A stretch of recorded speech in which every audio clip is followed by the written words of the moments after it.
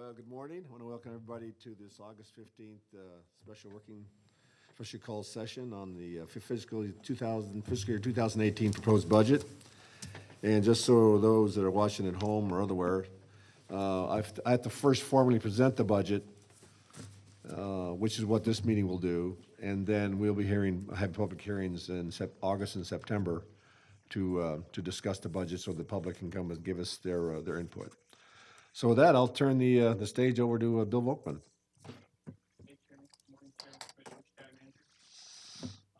Today, as Chairman stated, is to present the proposed 2018 budget.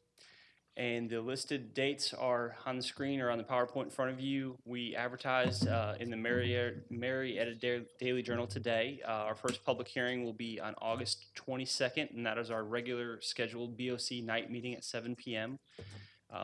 And then we will have another advertisement in the MDJ on September 5th. And then our second public hearing will be on September 12th at 7 p.m. at our regularly scheduled BOC meeting. I'm sorry, that is actually going to be a morning meeting. I apologize for that time.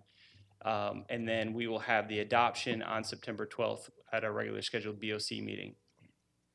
And the meeting will not be at 7 a.m. in the morning. Yeah, that's correct. Yeah, Not at 7 a.m. in the morning, sir. Yeah. So I apologize for the time. I will get that corrected for us. I'm in enough hot water as it is without you doing that to me, too. I understand. I saw that. It was the first time I've looked at that several times, and it just popped out as soon as I put that slide up. So I apologize for that. But I do want to reiterate that the FY18 budget is based on the millage that the board approved during the July millage adoption for FY17. So we take what the board approved in July of FY17 and use that as the basis for our millage and our budget for FY18. So you can see that the millage rate for the general fund is 6.76 mils. As adopted, the fire fund is 2.96, debt service fund is 0.13 mils, the Cumberland Special Service District is 2.45 mils, and the Six Flags Special Service District is 3.5 mils.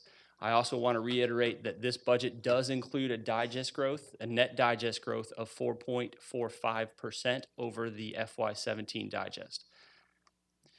Okay, and this is a requirement that we have, so any newly created full-time positions we do include in our PowerPoint presentation. So if we're asking the board for authorization to create those positions, and if approved, these would be included in the budget.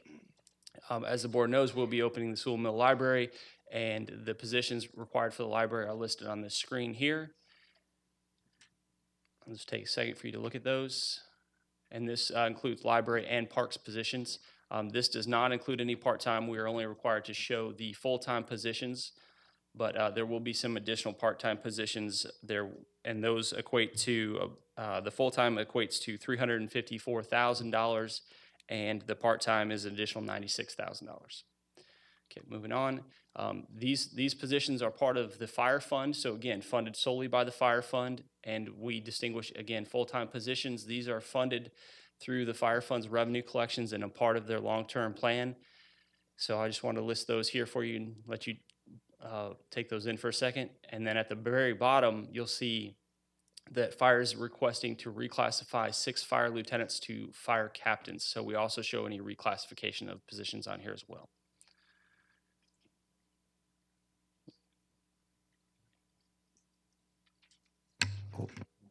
Sure. Yeah, I was just curious as to why the reclassification. I'm sorry? Sure, Randy can answer as to why we're going to, or Sam can answer as to why we're going to reclassify those 6 lieutenants to captains. And the other question I would have also is, do the pension benefits for all these positions, are those covered by the fire fund, or they come out of the rest of the Yes, general they're fund? covered out of the fire fund, sir. Okay, all right. Short story, the reclassifications, part of the 5-year plan is adding a 5th battalion, and to add that 5th battalion, we had to bump up some of those. Each battalion has a battalion chief and a couple of captains, so that's what that reclassification is. Thank you. Yes, sir. Do you have a question? Sure. Yeah. Now, you want us to ask questions? Yeah, as we're we fine. go, or- Yeah, we can do it as you want, since we're on the topic. We've already passed the first one. Well, let me, I'm didn't know. going to address that in my notes. Okay. Okay. What is I know this is all out of the fire fund, so it's not in the general fund budget. That's It's all correct, out of ma'am. the fire fund, which That's is correct. separate. But what is the equivalent amount for these new positions and, It's approximately 2.9 million, Commissioner. okay, thank you. You're welcome. That's all I had. Okay. Okay, jumping into the general fund, we always like to show the FY17 adopted compared to the proposed 18. So you can see that there is an increase of 5.65%. With that being said, we are using significant amount of one-time monies here. You'll notice at the bottom of the slide, you'll see that we're using $10.4 million of prior year monies for the pay and class implementation as planned. We're also using $5.7 million of appropriation to offset the title ad valorem reduction in revenues. And we're going to use an additional $5.3 million to appropriate from the economic contingency to help balance. Yes, Commissioner. When we set the millage, we were using 4 million one-time monies from the economic contingency reserve. How'd we get to 5,344,000? Great question, Commissioner. That $4 million was for fiscal year 17. So when we set the millage in July for fiscal year 17, that required us to use $4 million of the economic contingency to balance, to offset that revenue reduction. So we used $4 million of economic contingency in FY17, and the proposed budget would adopt a usage of $5.3 million of economic contingency to balance FY18. So you're going to be using $4 million in 17 and an additional 5.3 in fiscal year 18. Does that make sense? Well, it does, but that's not what we voted on. Right. We voted on 8 million, 4 this year and 4 million next year. And that is correct. As we continue to go through the balancing process, we had to increase that based on a few things that were added to the budget. One of the major adds that we'll talk about is the items that the BOC approved during the year that have an 18 impact. So as we continue to add those, either we have revenue growth that sustains those, or we have to use Right. one-time monies to balance. Okay, so this is, for the 17 budget, what was approved to the end of the 17 budget, additional?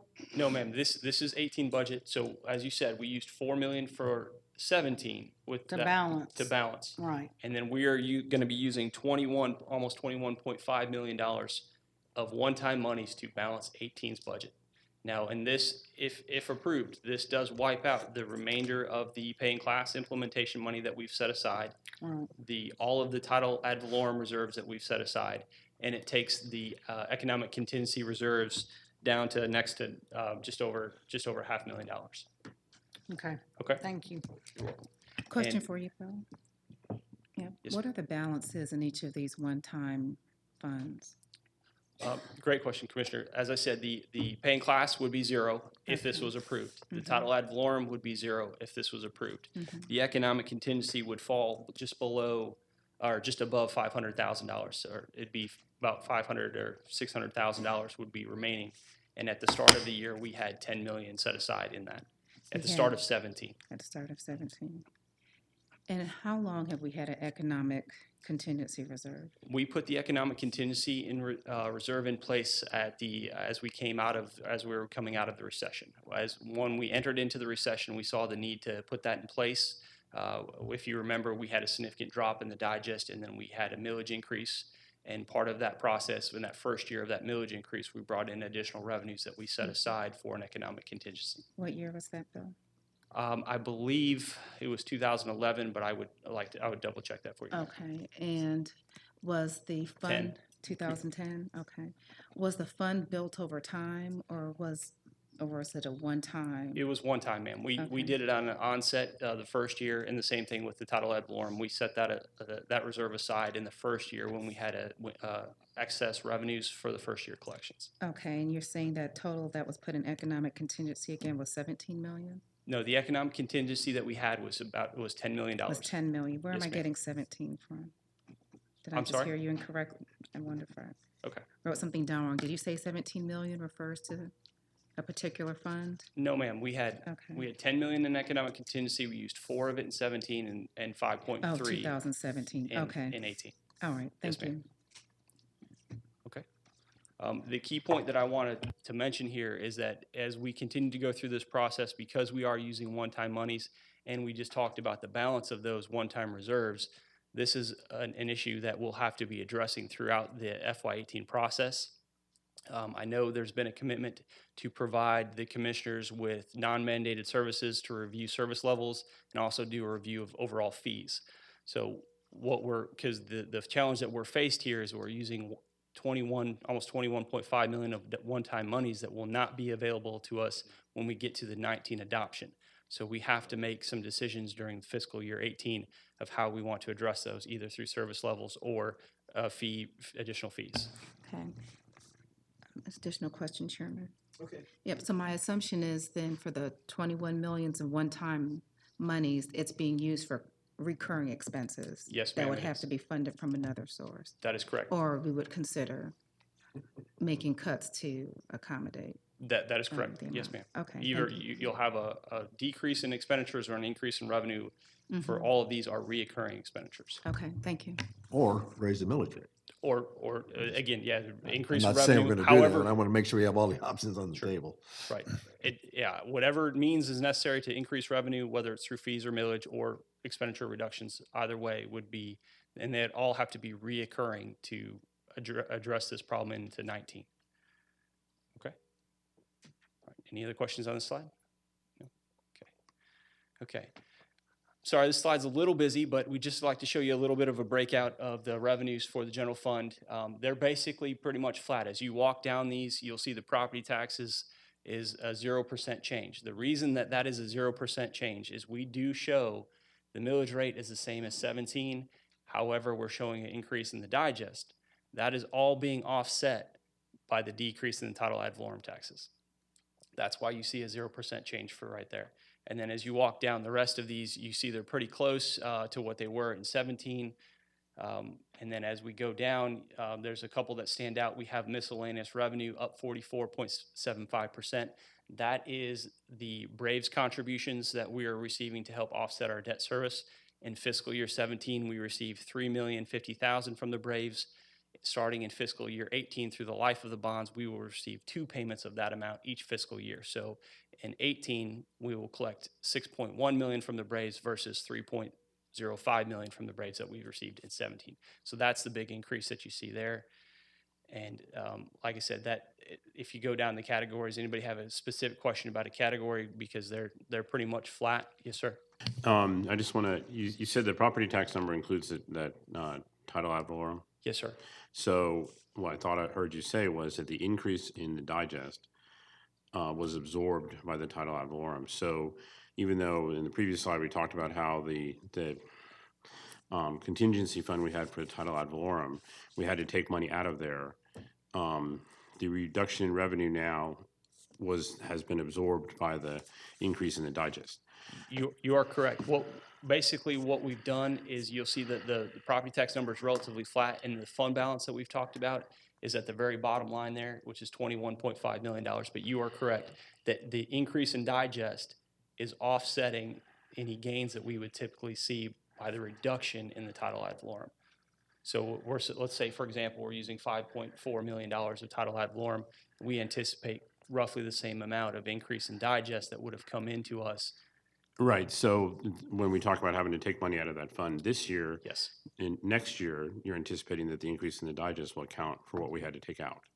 Now, I realize that we're having to take money out from other places, but for the title ad valorem, because that's why we when the board put that fund in place, it was to account for the fact that we knew early on that there would be a huge spike in the revenue and then it would drop off. That's correct. And because we've reduced our budget for our title ad valorem, we're reducing a reoccurring revenue source.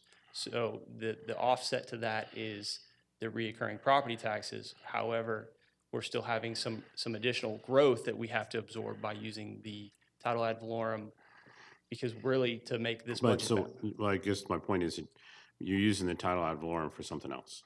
Not that the money from the fund is not being used to account for the reduction in title ad valorem. It's being used for something else because the reduction in title ad valorem is being accounted for by the increase in the digest. Yes, it depends on how you want to look at it. I mean, what we would typically say I'm is, just looking at it the way you're presenting it. I understand, but what I'm saying is like, for example, for 17, when we talked about the increase in the digest, that was used to fund the entire general fund operations. Same thing here, you could say that the increase in the digest Well, is. I'm just going by what you're saying, not Right. what I'm saying, so. But what I'm trying to say is that the increase in digest is funding the entire general fund operations, and we're losing another revenue source that happens to be in that category of property taxes. Okay, I'm Yeah. just going by what you were saying. I hear you. Yes, sir. Bill, Yes, ma'am. the next to the last column, transfers, Yes, ma'am. is that the water transfer or other? The majority of that will be the water transfer. There's several other transfers that come into this that pay for the debt service on the stadium bonds, specifically from the Cumberland Special Service Districts. The water transfer is $20+ million, and it is at 10%, which we Right. had last year.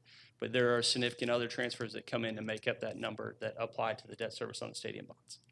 Okay. Okay. So it's still at the 10%, which is about 21 million. It used to be. I don't know. I think it's north of that now, 22, 23 million. I'll get you the exact number, ma'am. Okay.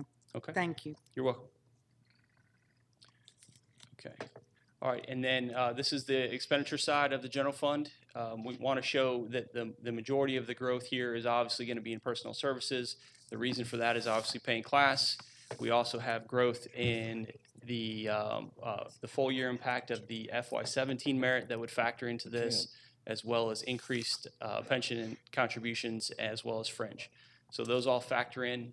Operating is essentially flat. It's actually down 0.70%.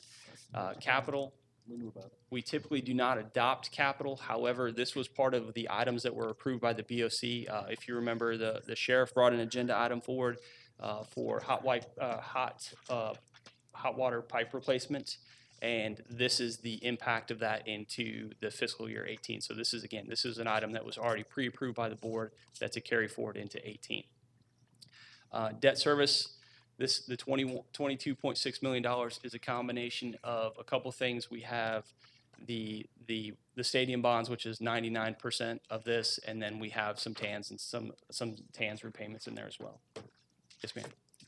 One more question on No, you're good. this. We just transferred the 0.23 mils for the stadium to the general fund when we adopted the 17 millage. Well, we actually, because that was proposed at 6.89 mils with the 0.23 mil transfer.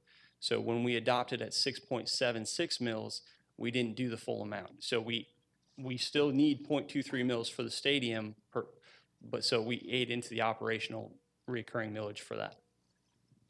Does that make sense? Yeah, Okay. but we still have the 0.13 mils for the parks bond in the debt service. Yes, ma'am. The stadium is in the general fund. Yes, ma'am.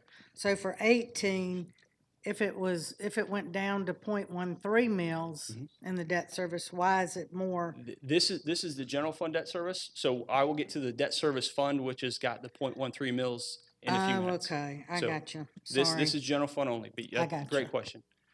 Okay. All right. And then, so one of the things that we want to point out here is on the stadium or on the debt service, you'll see it's 22.6 million compared to the 14 million last year. The reason that's a difference is for two points I want to make is that when we adopted FY17, we adopted the $14.4 million. The actual debt service payments that we paid out in FY17 was 18.8. The reason that does not reflect the 18.8 is because we did a fund balance appropriation of prior year revenues that we collected and set aside that would be applied to the first year of the stadium payments. Those would be previous year rental car taxes and other funds that we set aside to make up that difference. Now, because we began collecting those in 2015, we started setting those aside in anticipation for this first debt service payment. We've used those funds as planned and as anticipated. So going forward, you're going to see the $22.6, $22.4 million for the stadium bonds every year going forward, because we're not going to be using prior year funds to pay for those. Okay. Excuse me, Bill. Yes, sir. The transfers, is that mostly transit? The vast majority of this transit would also fund some of our capital projects in our public facilities funds, IS projects and things of that nature as well. But the vast majority is transit, yes, sir. Bill, how much of the debt service is the general fund debt service is being offset by the revenue we're getting from the Braves? Well, the way that's set up is that the general fund is responsible for $6.4 million of the debt service payments. The rest of it comes in from various sources, either the Okay. Cumberland Special Service Districts, the Braves contributions, and things of that It's nature. coming into the county. Yes, ma'am. So it is reflected in this number here for debt service. Yes, you'll see, I'm going to actually back up one slide. You'll see the transfers in are 32 million. The reason that that's up from what it was a few years ago is we're bringing those monies into the general fund. And then when we see the debt service fund being paid out at 22, those monies are being collected, moved into the Okay. general fund, and then paid out of the general fund. And transfers can consist of a myriad of other. Absolutely. This could be anything Resources. from grant local matches to capital funding of funding of capital projects. This is a laundry list of transfers. Okay, but the Braves contribution is, you provided, is it, said 3 was spent the first year and then it's 6? 6.1 will be spent in 6.1. 18. Yes, ma'am. Okay. Okay. All right, and then again, sorry for the busy slide.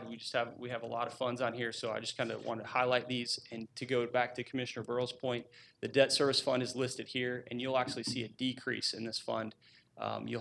It's about, let's see, 1, 2, 3, 4 lines down. In FY17, we adopted $8.6 million, Commissioner, and this year we're going to be adopting $7.19 million.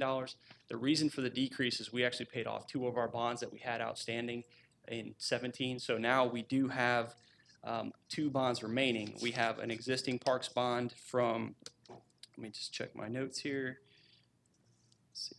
Okay. We have an existing parks bond from 2008 as well as the 2017 parks bond that we issued earlier in 2017. But as we walk down these, we've talked about the, Excuse me, I thought we paid the 8 off.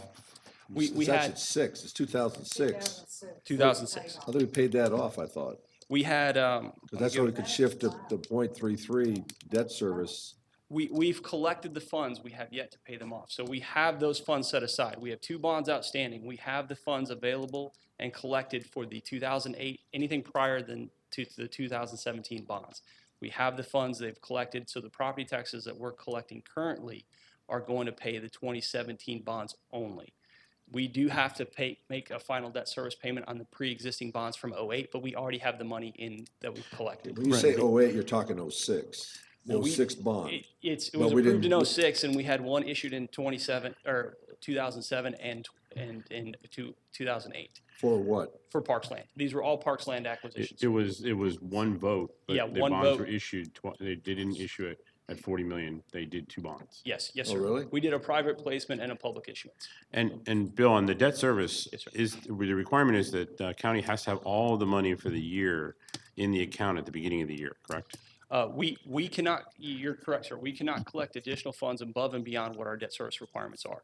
So that was the key, is if we had not issued let's say we had not issued the 2017 bonds, we would not be collecting property taxes in this fund, but we'd still be adopting a budget to make that debt service payment.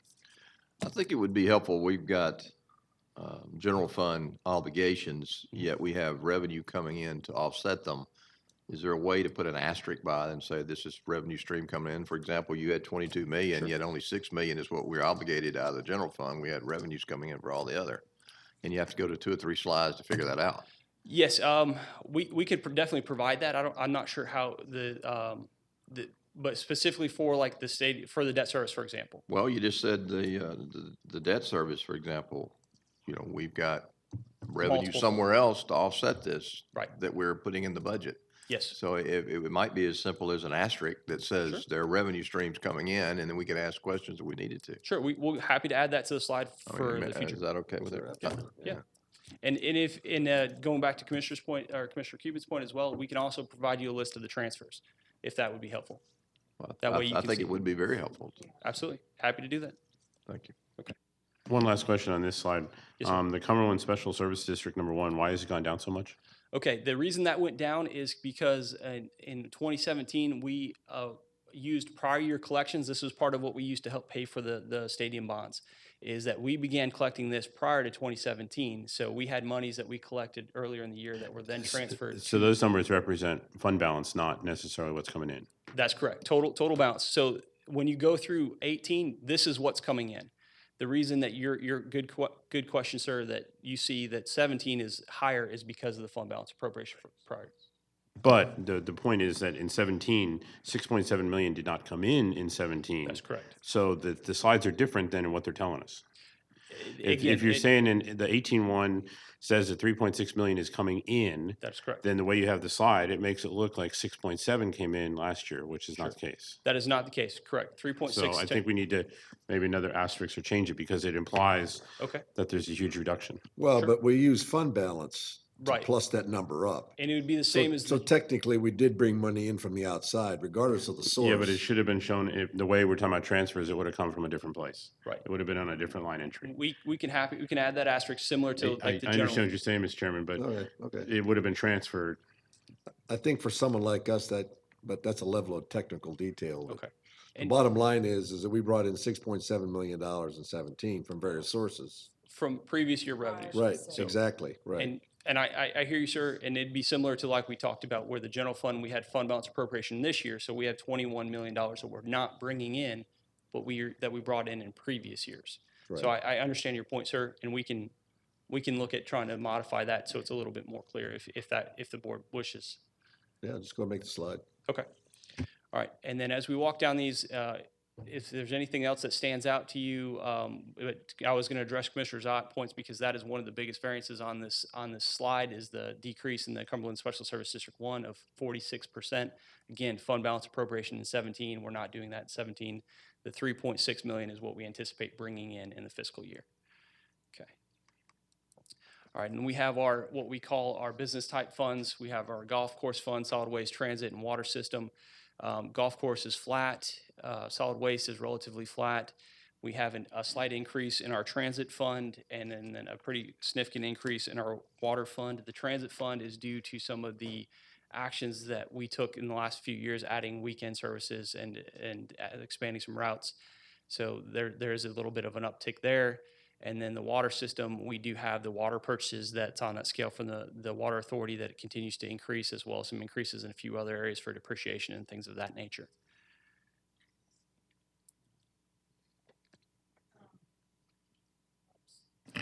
Bill, Yes, ma'am. this water proposed 18 increase of 3.05%, is that an increase in water fees that we're anticipating We do or anticipate. costs? It's an increase in cost. We do anticipate bringing in additional revenue, but at this time where there's not a proposed fee increase. Okay.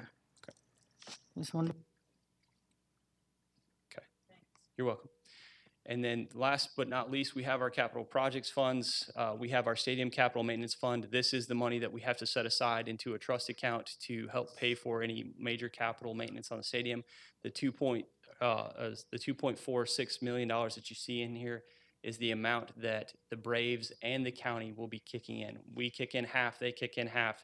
That gets you to the $2.4 million. So it is a match for match.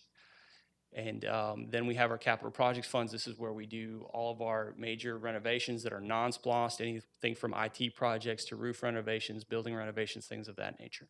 I will have the same comment about this because your other three items on here are county expenses, but what you're saying about stadium capital maintenance is fund balance. So I think you need to clarify because the county's portion is 1.2 million. That is correct. The county's portion is, but again, we're receiving revenue from the So Braves. it's a transfer. No, basically they're sending us a wire in. Where they're sending us a wire for $1.2 million that we're going to deposit into our account. Yeah, no, I understand that, but you're mixing fund balances with expenses, I think. Well, there's no fund balance in that fund, sir. This will be, we did not adopt any in 17, but we did have some activity that came through an amended process afterwards. So what you see as a proposed 18 is that current year's activity. There's no fund balance.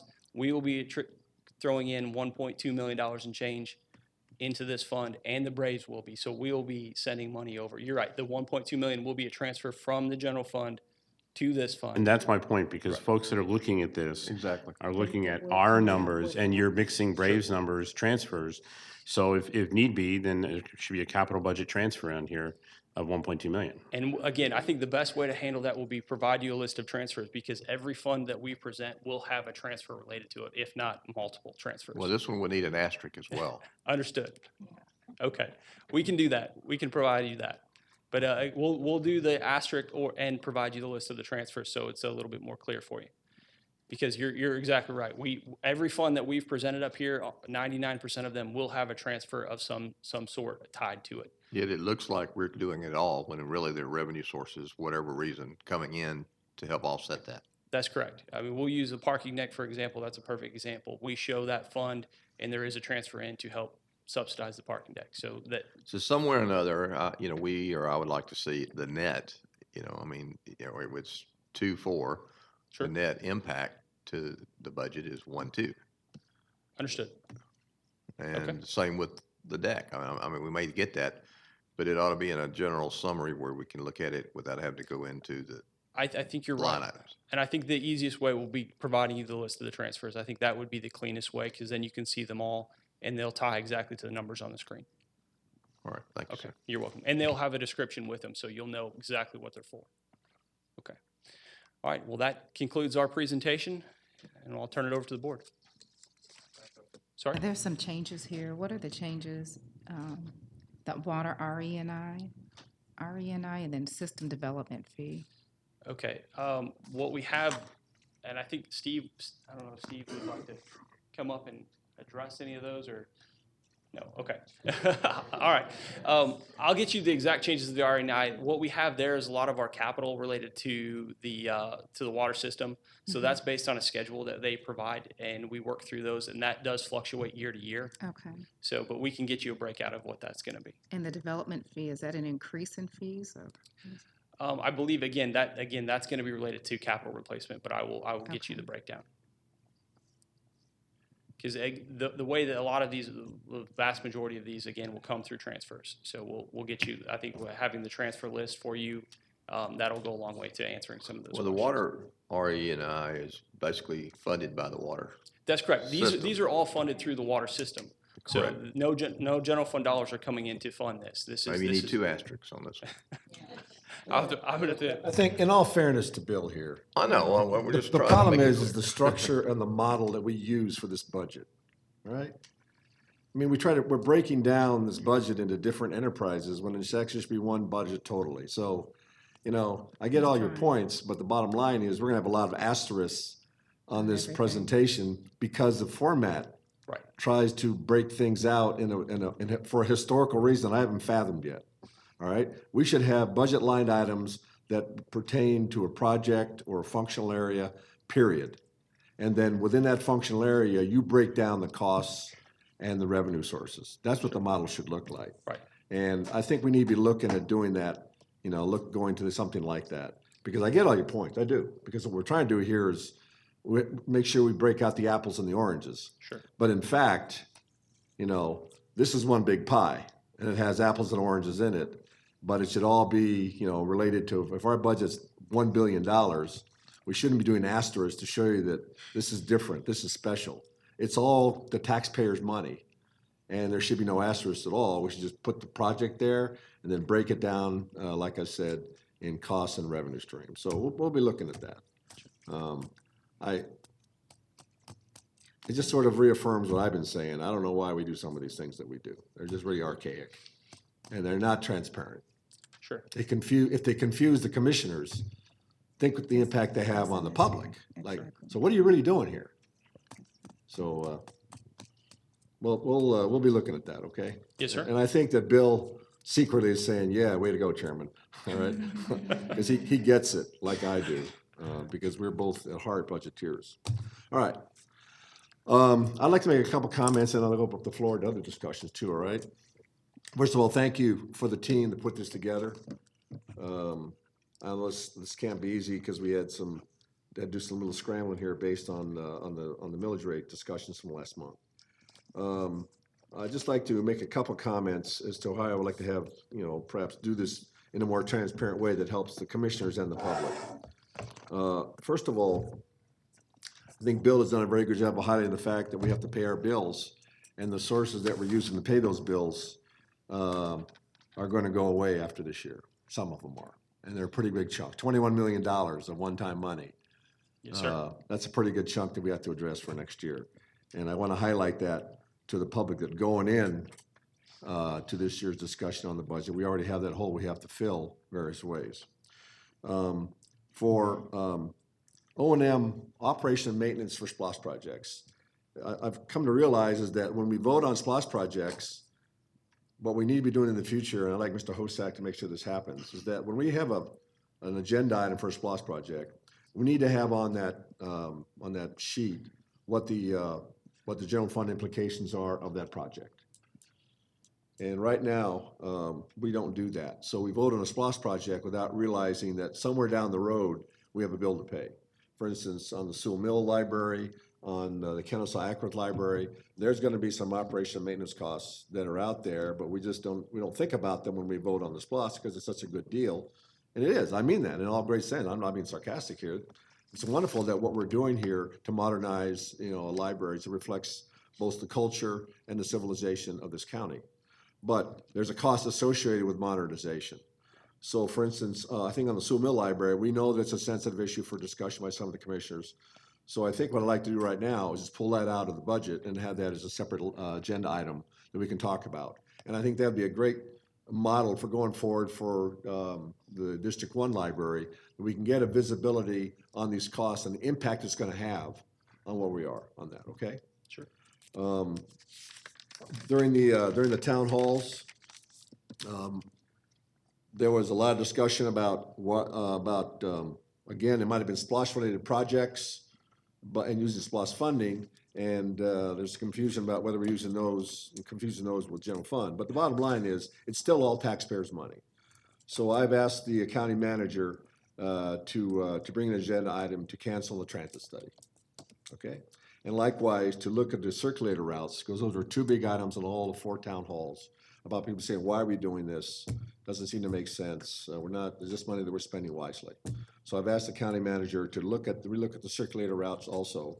I realize that those are paid for by the $3 hotel motel tax, but nonetheless, that's still people paying money into it. And we shouldn't be just frivolously spending money if that money is not bringing a service that's quality. So I've asked him to look at that. As far as increases in fares for that, the good news there is that if we wanted to increase fares for the county Cobb Link, we would have to get agreement from the region to also increase their fares. And I think if there's 2 chances of that happening, slim and none, because I think the other reasons are not going to pick up the burden that we might want to be sharing here in Cobb County.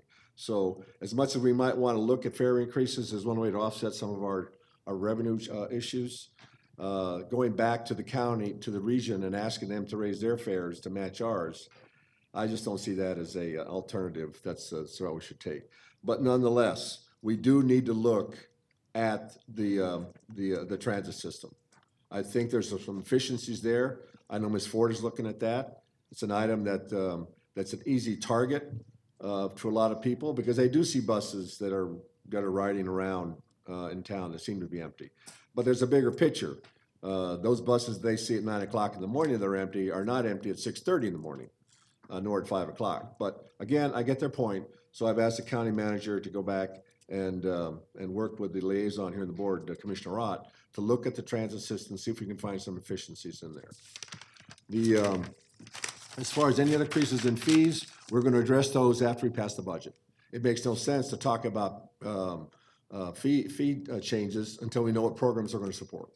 So that would be the cart before the horse. So we'll in fact be looking at fees. I'm well aware that there are many people who says, why do we have people come up from outside Cobb County that use our facilities and do so freely? Good point. So we'll be looking at something like that. I've also informed Mayor Tumlin informally that we're looking at increasing, extending the hours for paying for having paid parking in the garage. We need to look, everything's got to be on the table. And what I'm trying to do is let people know who might be impacted by that we're looking at these things. The Braves. It's time for some straight talk about this. First of all, it's all, you know, the Braves have been a forthright partner in this relationship. They came in, this was a business deal, and I was frankly elected because I didn't like the way the deal was handled. But nonetheless, I'm now here, tasked with the responsibility of executing all the agreements that come with that deal. And I think we've done that to a great deal of controversy, but it had to be something because we made a commitment and we had to honor it, and I think that's what honorable people do. But nonetheless, I think that the taxpayer still has some concerns, and they're legitimate about the sourcing of the payments for this Braves bond. And the bottom line is that I think it's time to, first of all, state that the $6.4 million, is that what the Braves? Yes, sir. All right, per year that we're paying for the bond, plus the 1.2 for operations and maintenance, plus some other fees that are, right now, we're looking at to make sure they're accurate figures, like how much we're paying for public service. Those are all coming out of taxpayer wallets to pay for those services. And we need to openly be talking about what those amounts are, and then also candidly admit that in the initial years of this relationship, we are not going to bring in revenue to offset that amount. Right? Is that a fair statement? Yes, sir. All right. So, but it's a business deal. And I think there's a fair comment to say that any entrepreneur knows that it takes about 5 years for most businesses to be up and running in the black. So I say with all conviction, we just need to be patient in this regard, but we have to also admit that yes, in the early years, you will in fact be paying for this partnership out of your taxpayer dollars without a return for the initial years. And I think that if we had said that earlier on and let people know that there was going to be some operating in the red for the county, but in the long term, the anticipation is, and I certainly hope that that's going to happen, that we will be collecting more from this partnership than we're putting into it. And we have to also remember that with the Braves comes Battery Park, and we'll be getting increased property assessments there. Personal property taxes will come from there, and we'll be getting increase in development from around the stadium. That I think that if it's in the Cumberland Special Service District, we should include that as part of the revenue source. But the bottom line is, what I'm trying to say here is that I know people are still very sensitive about the deal, all right? And that's why I'm glad I did the town halls, because it reaffirmed something that I believe that this is an issue that the people are going to be looking at for as long as we're in this partnership. We have to but the way we approach this is we be honest with them about it. And I think that we have a record we can stand on here. It wasn't explained very well come from the outset. And when you leave things out of a narrative, then people in this day and age are skeptical about what your motives are. Well, I get that point. So, which is why I've been doing all I can to let everyone know, as much as we know, what we're trying to do here. Doesn't mean it's going to come without criticism. It will come with criticism because the deal itself has its critics. But at least you're going to know why it is that you may be unhappy, or, well, maybe I'm going to give you some comfort that the way ahead does look better. And so far, what I've seen in all the metrics, except for the fact that the general fund part, we are exceeding the projected levels of income in those areas. So let's take heart in that, but let's also, keep us on our toes by asking us the hard questions, and we'll give you the honest answers. In closing here, a couple of things here. I'm asking, as I said during the town halls, that we're going to be looking for low-hanging fruit and also higher-hanging fruit in recommendations from the Oversight Committee. We're going to bring that book back into play here.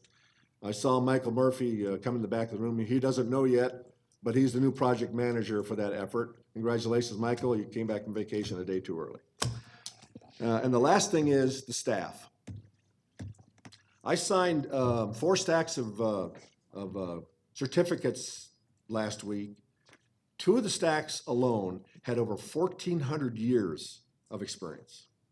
These were certificates acknowledging public service to the county. Just 2 of the 4 stacks alone had 1,400 years of public service to this county. 1,400 years.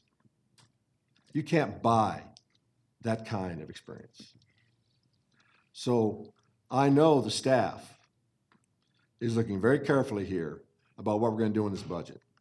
And all I'm asking for the commissioners to do is to be sensitive to the fact that if service changes are part of our proposals, and everything's got to be on the table, and I acknowledge that. Let's at least acknowledge that behind those services are people, and potentially people that have given a large part of their professional life to this county. I have asked in this budget to put a COLA in there, a cost of living adjustment, for people that did not benefit from the pay study.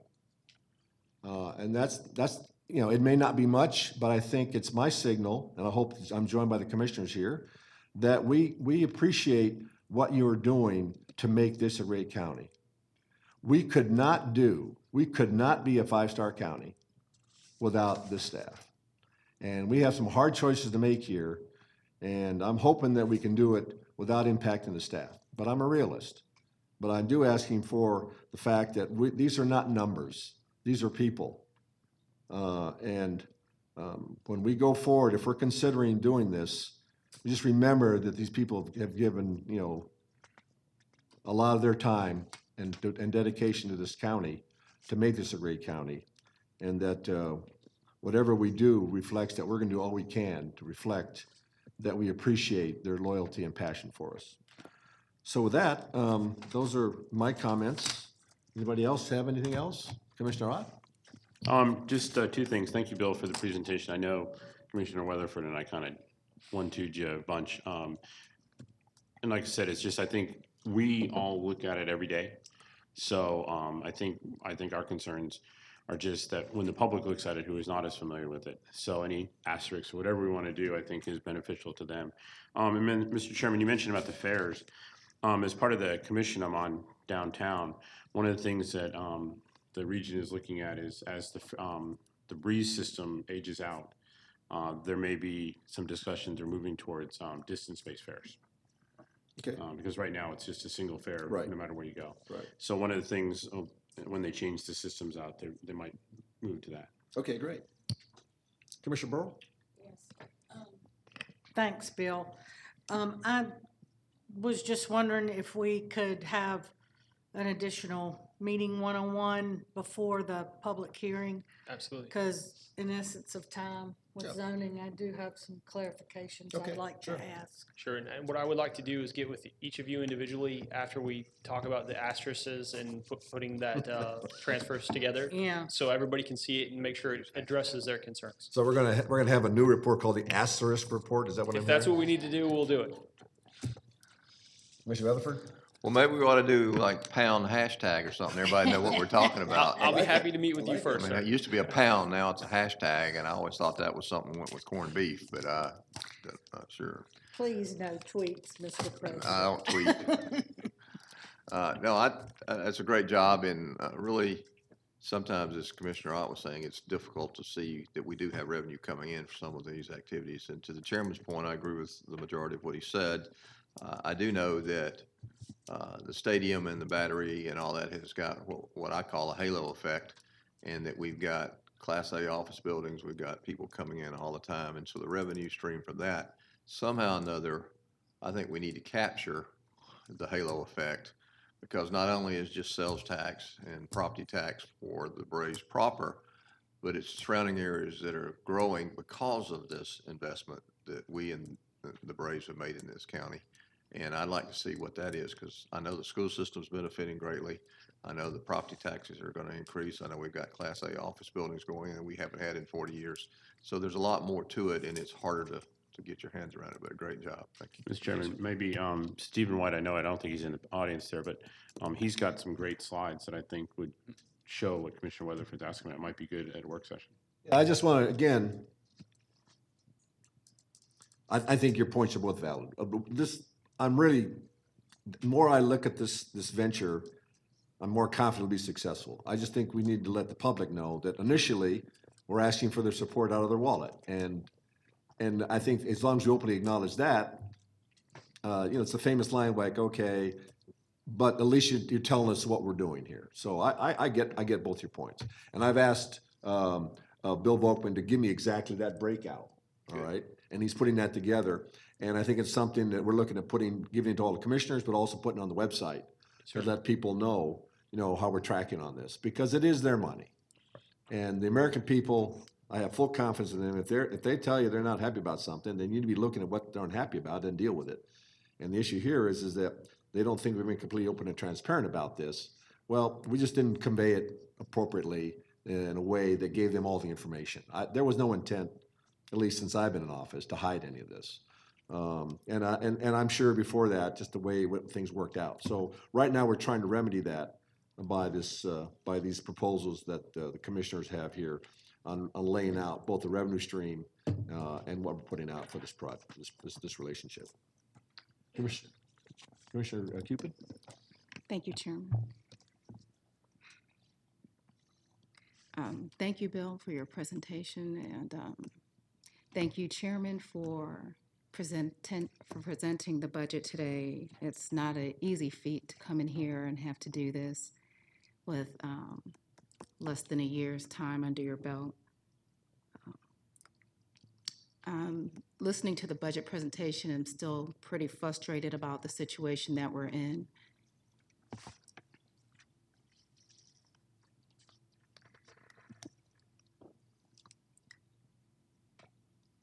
I don't think it's prudent to use $21 million of one-time money to balance a budget.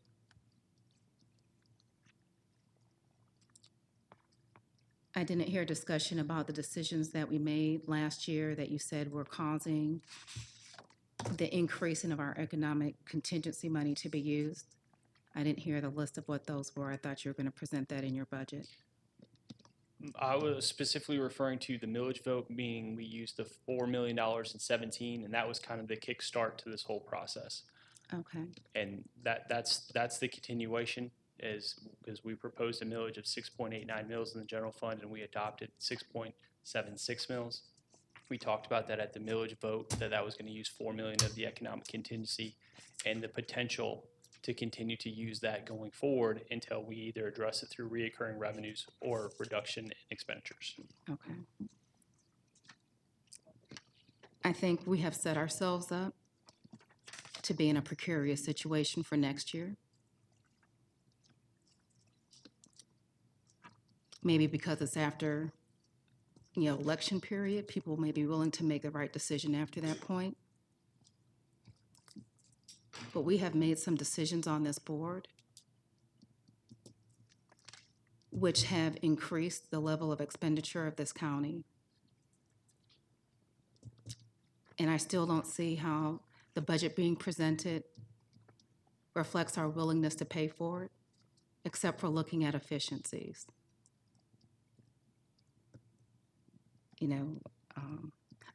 Looking at efficiencies are a good thing. We should always be trying to be as efficient as possible. But I believe arbitrarily proposing a figure of what we're going to spend without having considered that up front is also not prudent. To make sure that those efficiencies are commensurate with the amount that we have cut this budget.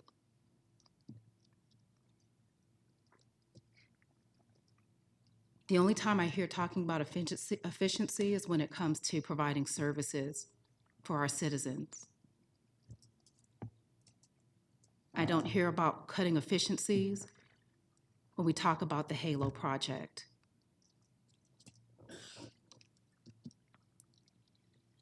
But we talk about efficiencies when it comes to transit.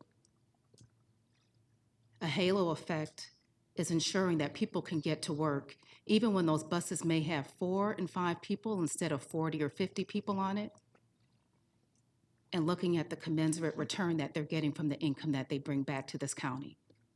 And let's look at the percentage increase from that. Or when they go to or when they have to go to doctor's appointments. Let's look at the efficiencies of them being healthy versus them not being able to get to those appointments. We could look at the efficiencies of our libraries when students have the ability to prepare for their classwork, when people have the ability to look for work, let's look at the halo effect of them being properly educated and prepared. And what is one of the most educated counties in the state of Georgia. Let's look at efficiencies when we have the money to make our right-of-ways look good so that we have an attractive county to build in, like we are going to consider with our zoning hearing. Let's look at the percentage return to all of Cobb County, not just the special district for the HALO project. Let's look at the halo effect of all of this county when we invest properly in people. Let's look at the halo effect when we invest in our employees. Our employees are not a disparate source from how we deliver services. They are how we deliver services. It's not we do this because they're good employees. We do this because we provide good services, and they are the means of how we do it. There will be a direct correlation in how we fund services and the quality of services and the amount of services that we deliver. But there's never a discussion of that halo effect.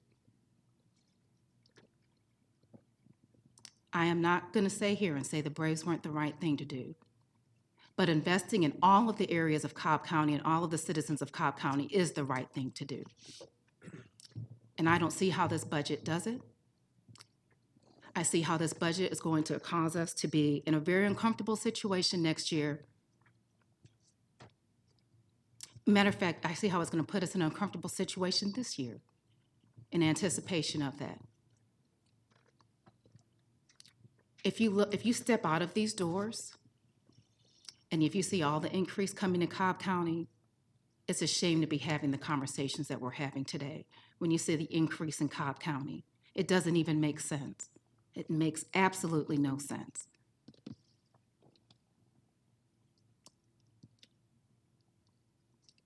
I'm disheartened to take part of this process. I will do the best that I can to be a good steward on behalf of Cobb County in this process. This is a conversation we should not even be having, but it will be an even tougher conversation next year. And I just hope that this effort towards finding efficiency is not something we just talk about in budget season. It's something that's actionable during the year, and it's certainly commensurate with the amount of money that we expect for this county to be able to bring in, that we can't just be throwing out numbers unless we adequately consider the impact. Thank you, Commissioner. And with that, call this special call work session to a close. Thanks, sir. And we'll take 5 minutes, then we'll start the zoning hearing.